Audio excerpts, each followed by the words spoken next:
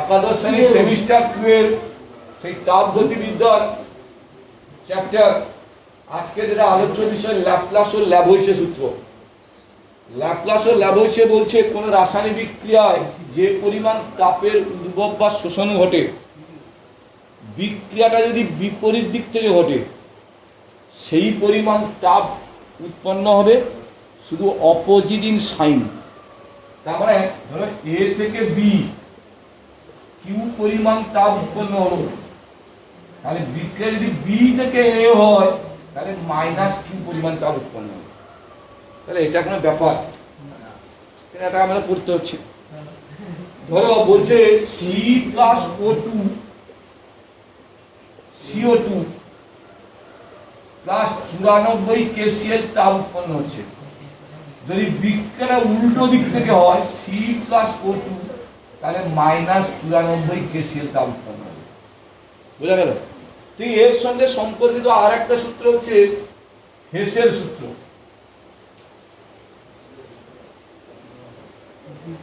হেসের সূত্র, হেস বলছে একটা রাসায়নিক বিক্রিয়ায় যে পরিমাণ তাপ উৎপন্ন হবে, ধরো এ থেকে ডি কিউ পরিমাণ তাপ উৎপন্ন হয়েছে, বিক্রিয়াটা যদি একাধিক পর্যায়ে সম্পাদিত হইত, প্রত্যেকটি পর্যায়ে উদ্ভূত তাপের বীজগাণিতিক সমষ্টি এর সাথে সমান হবে। কিরকম? ধরো এ থেকে বি হলো, Q1 পরিমাণ তাপ উৎপন্ন হলো, বি থেকে সি উৎপন্ন হলো, Q2 পরিমাণ তাপ উৎপন্ন হলো, সি থেকে ডি হলো, Q3 তাপ উৎপন্ন হলো।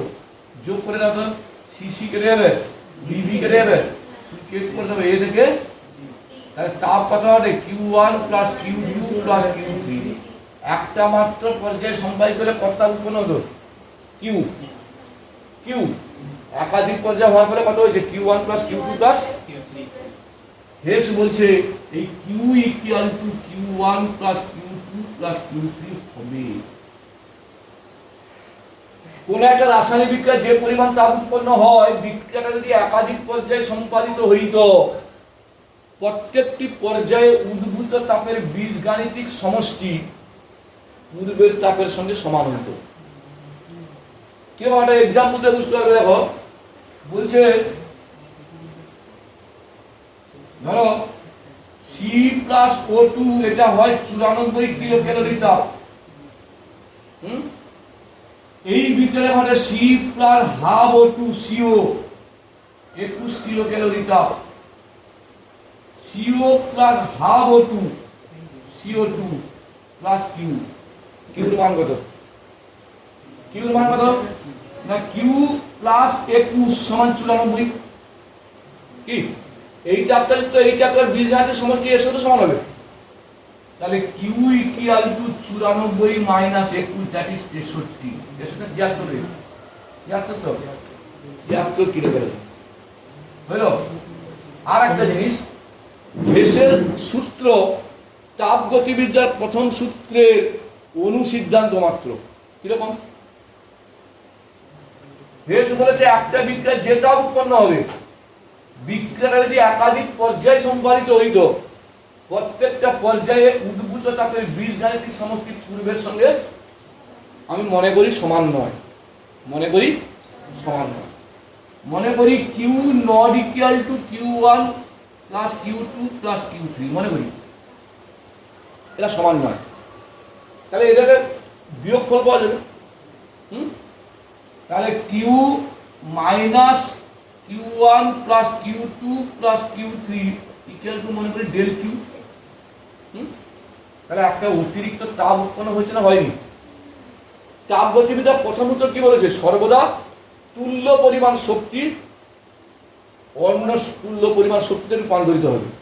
আমি কোনো শক্তি প্রয়োগ করিনি, অথচ একটা তাপ শক্তি পেলাম। এটা কি বাস্তবে সম্ভব? না। এক শক্তি সর্বদা তুল্য পরিমাণ অন্য শক্তিতে কনভার্ট হবে, কিন্তু আমি তো কোনো শক্তি দিইনি, তাপ উৎপন্ন হলো।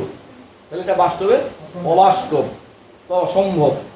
যদি অসম্ভব হয় তাহলে Q not equal to Q1 plus Q2 plus Q3 হতে পারে না, তাই তো? তাহলে Q equal to Q1 plus Q2 plus Q3 হবেই।